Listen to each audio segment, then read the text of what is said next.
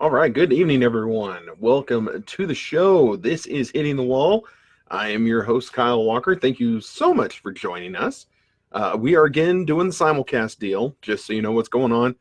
You can see us on the Walking with God with Kyle Walker website, or you can see us on Hitting the Wall. It is on both right now. I see Kent is already in the room. What's up, my man? Thank you so much for tuning in. In case you weren't here last week or you missed it for whatever reason, not that you would ever do that, we have rebranded the show. So for a while, we're going to be doing the simulcast with Walking with God, but pretty soon we're going to move over to our main Facebook page now and the new show, which is called Hitting the Wall. If you missed last week's episode, tune into that one. You can check it out. The response has been super great to the new show, to the new brand. I really could not be happier with how that worked out.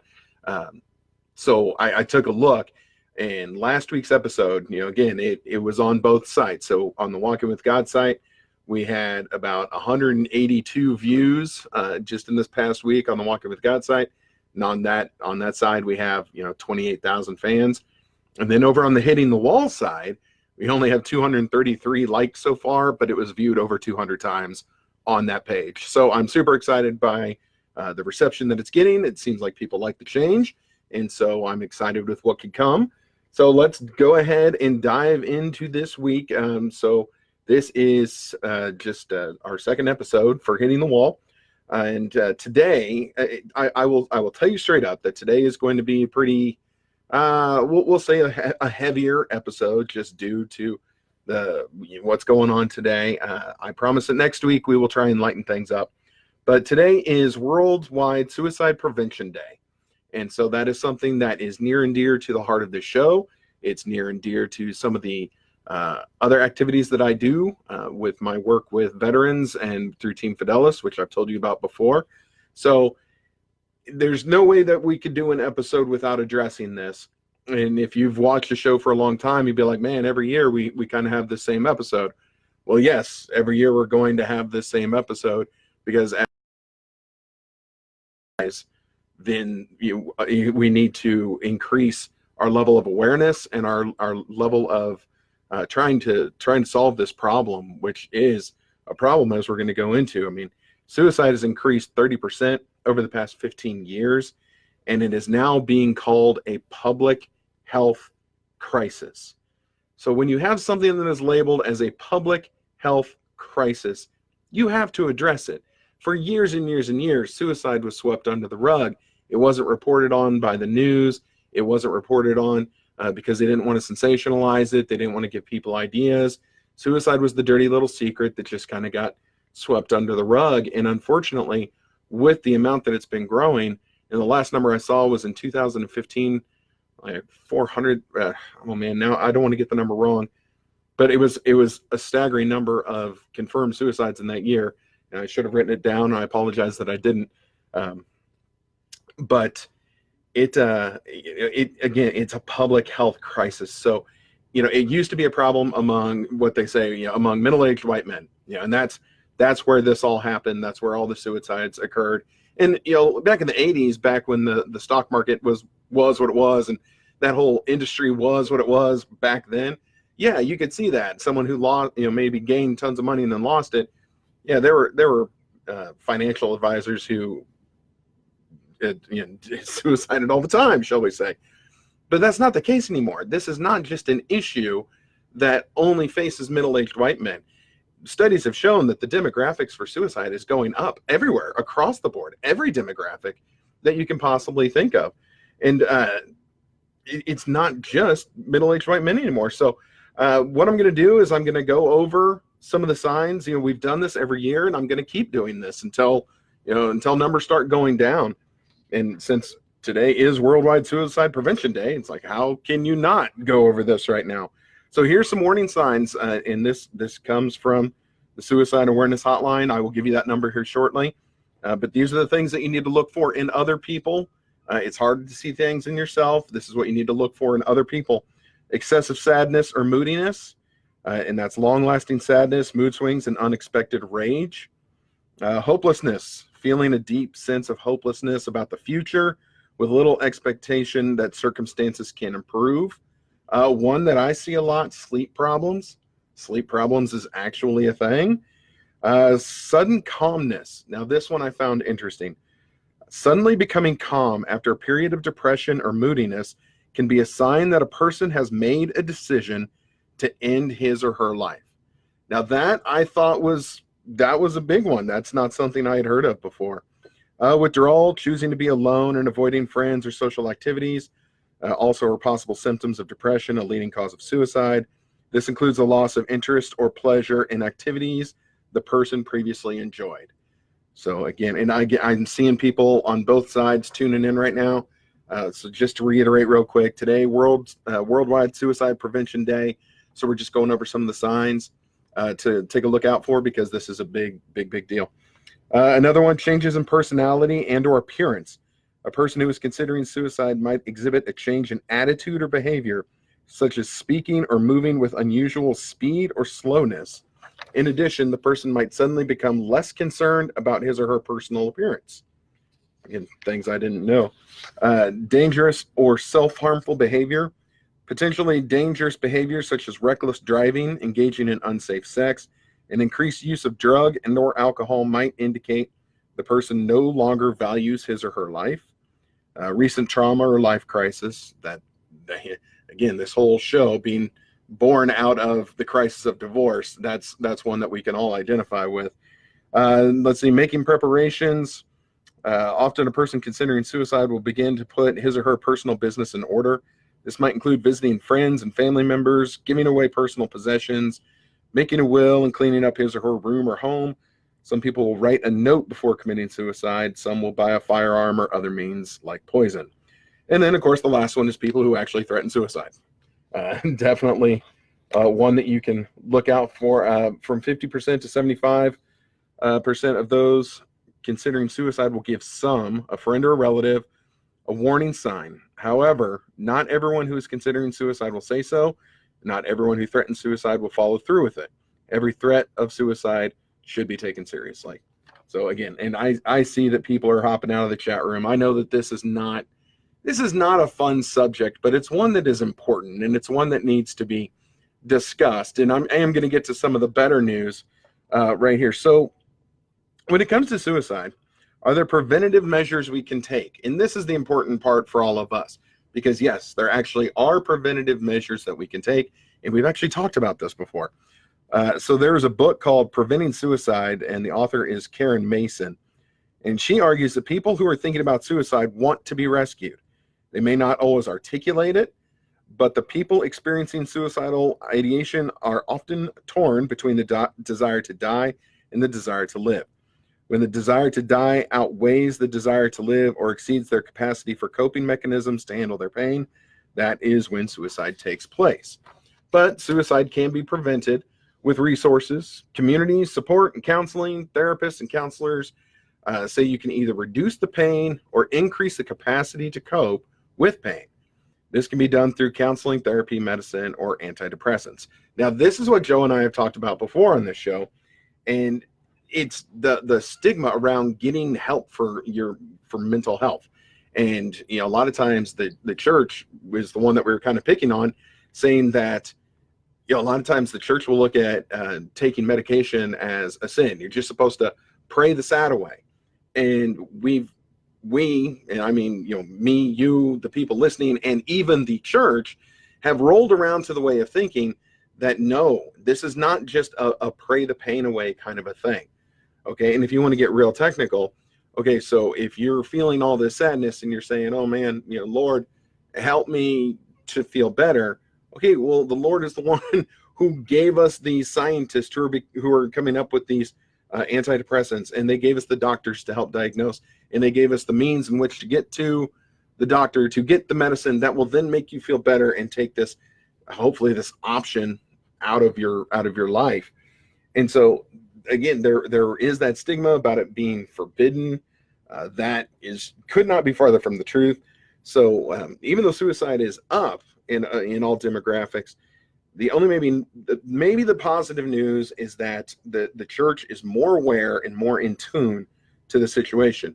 I just read a story today that if you've heard of Pastor Rick Warren of the Saddleback Church, I believe it's out in California. He's a big time author, pastor guy. He lost a son to suicide, and it was because of that he has started a ministry towards mental health that I think his wife heads up.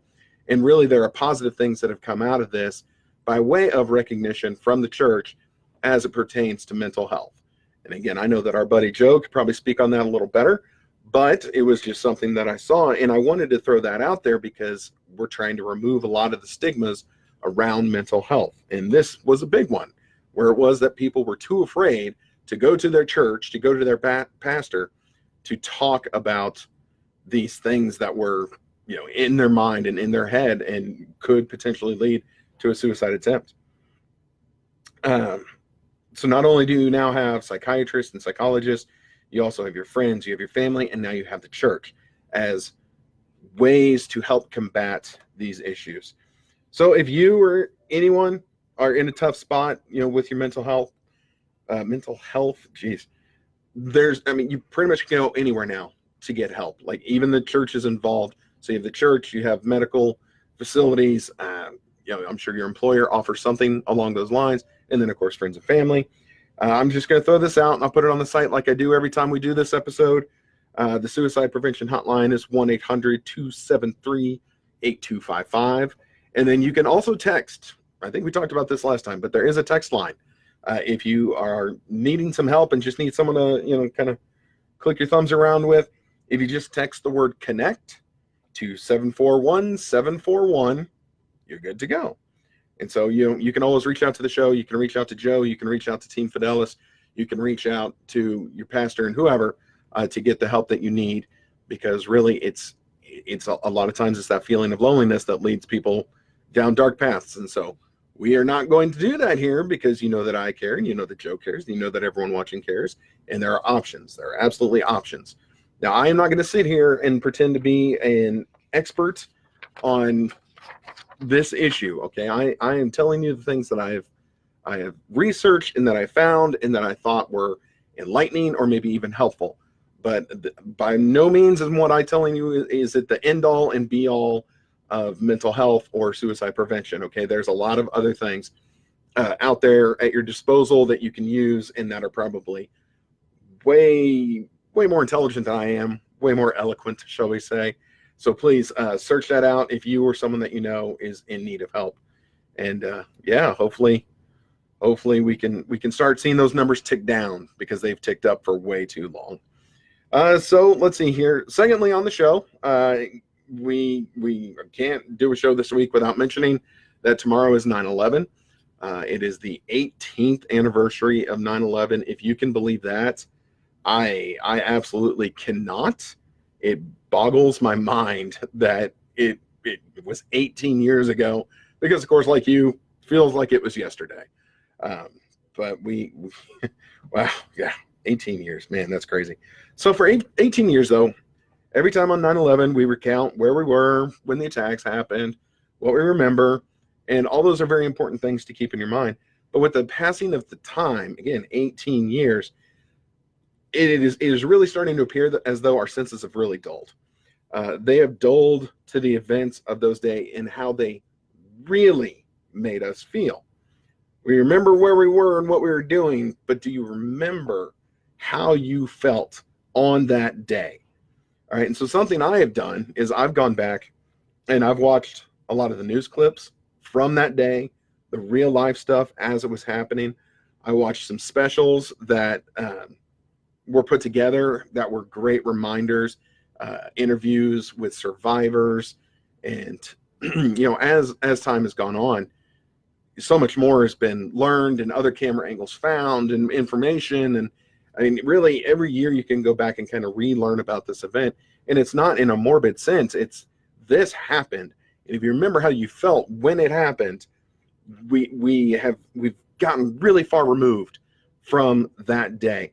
And so today I watched an interview with a fire captain in New York, and this story just blew me away. So he's a captain. He's on the scene at Ground Zero. He's doing his thing. He's in the lobby of one of the World Trade Centers, and he recounted the story of he was giving out orders and he was telling the firefighters, don't take hoses. Yes, there's a fire 76 floors above us, but don't take hoses.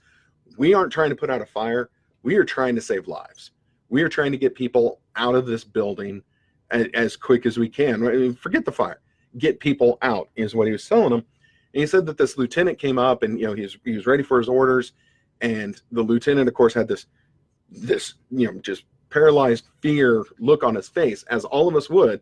And so he gave the lieutenant his orders, said, you're going to go up this staircase. You guys are going to leave your hoses. You're going to try and evacuate people. And of course, he sent them all the way up. And as we all know, the towers fell. So that lieutenant and that crew were some of the ones that passed away. Turns out that lieutenant who was scared to death was that captain's brother. Okay, so that captain sent his brother to save lives and ultimately lost his brother due to the collapse of the buildings. And that was the one that really that stuck out with me as, I mean, what a story. But that guy died saving lives. Another captain lost his son. His son was also a firefighter who was on the scene. The captain was elsewhere and of course got called in. So they weren't together in that moment, but he lost his son in the attack when the Trade Center collapsed, and the son's body wasn't found for 6 months. So for 6 months, he knew what happened, but didn't know what happened. And it took him 6 months to find the body of his son so they could get it out of there and give him the burial that family wanted to happen. And that's just another story that it really got to me today as I was trying to, research the show and hit the things that I wanted to talk about. So, I remember how I felt, and you remember how you felt, but what we have forgotten is how we felt. The all-encompassing we here in the United States, how we felt as a country and how we came together as a country. We were attacked. We suffered loss. And every person, we suffered the loss of every person in New York and in Washington and in Pennsylvania that were the victims of that terrible attack. We all suffered it. We all felt that loss. And again, looking around today, I found clips of the Howard Stern show, which is filmed in New York. And he's there, doing their show as it happens. And you can just see how, and again, this is Howard Stern, the irreverent, raunchy humor. You could just see how they started to realize the scope of what was happening. And even Howard Stern went from shock jock, basically to news commentator, to news reporter, as people were calling into his show with eyewitness accounts. And you could just see throughout the course of that, his anger was just building. He's a lifetime New Yorker, and his anger was just building as he was recounting all these terrible things that people were telling him and that were coming into his show. And again, that was a we. There was no separation between black and white, Jewish and Christian, Midwest, East Coast, West Coast, North, South, whatever. There was no Yankee. There was no Southern person. We were all together. Redneck is the word I was looking for. We were all together as one on that day. And in 18 years, it's all gone. You guys notice this? Like, it's gone. That unity that we had on September 12th of 2001 is gone, and we're more divided than ever these days. So in New York, during the 9/11 emergency, crews and first responders were regarded as basically angels and saints. And in 2019, they're ridiculed and people are throwing water at them. My, how times have changed. In Washington during 9/11, the House and the Senate gathered on the front steps of the Capitol, and they sang "God Bless America." Okay, Republican and Democrat alike, all of them stood there, in solidarity and saying "God Bless America." And then in 2019, politics is, it's trashier than a Jerry Springer episode these days. Am I right? And the country cannot be more divided, politics being one of the main things among it. So my hope and my dream and my prayer here, and what I really want to try and stress is, let's hope that it does not take a loss of 2,977 people before we can come together like that again. Okay, the mantra for 9/11 is, always remember. Okay, well, we will remember the event. Now we need to remember how we all came together after the event as Americans, how the lines to donate blood stretched on for miles, how they had to turn away donations because so much was coming into New York and they couldn't handle it all. They didn't have the manpower to handle all the donations of blankets and clothing and everything else that was sent to New York because it was just coming in waves. Okay, so those are the things I remember. I remember us all being together that day as Americans and as people who respect life and who respect love and family, and that's what we were. We were not Republican and Democrat. We were not Trump haters and Trump lovers. We weren't build the wall, and we weren't ban all guns. We were people who had all been kicked in the face together. We were hurt, and we were angry, and in those moments, we were one nation. And that is what I hope we can get back to someday. I just hope it's not going to cost us thousands of lives in which to do it. So that is my reflection this year, the 18th anniversary of 9/11. So hopefully it made some sort of sense. Some, maybe not a lot. Like I said, this was going to be a heavy episode. We knew this going into it. I apologize. Our good buddy Joe is going to be on next week. I sent him a message today saying that, hey, man, tonight's going to be kind of heavy. So next week, let's really lighten things up. And he said something like, okay, or whatever it was he said. I don't know. It was through text. But he's on board. So that's what we're going to do. So, hey, again, thank you all very much for your support on the new page. Again, Hitting the Wall. Like it, share it, invite your friends to like it. Oh, that's a big one, too. If you go to the show page, you can invite your friends to like the page. And let's be honest, if they get a personal invite from you saying, here, like this page, they're going to like it because you like it, and then we get more likes. Yay! Yeah, the website's getting worked on. The feed to get the podcast aspect of it out is getting worked on. That's just about done. So Hitting the Wall is growing. If you're watching through the Walking with God with Kyle Walker page, again, thank you so much. Make sure you get over to the new show because eventually this is going to stop and we're going to merge the pages and everything will be great. So that's what we're going to do. If you have anything that you want us to talk about this season, please hit us up. Remember, with the change in format and the change in the show, there's nothing off limits. We'll talk about whatever you want to talk about. You bring it here, and then we'll discuss. So thank you all very much for your support. We're going to get you out of here a couple minutes early because this was heavy, and I don't want to fill 7 more minutes of just heavy talk. So that's what we're going to do. Chiefs are 1-0. Go Chiefs. Everyone have a great week. Stay safe. My daughter won a soccer tournament this weekend. I saw one of the other soccer parents log in, so good job out of our strata. They were amazing. We won in a shootout. It was so cool. And yeah, I'm living vicariously through my 10-year-old daughter because she's way better at a sport than I've ever been. And it's kind of not fair and it hurts my feelings. But that's okay. It's fun anyway. Everyone stay safe. Have a great week, and we will see you in 7 days. Have a good night, everybody.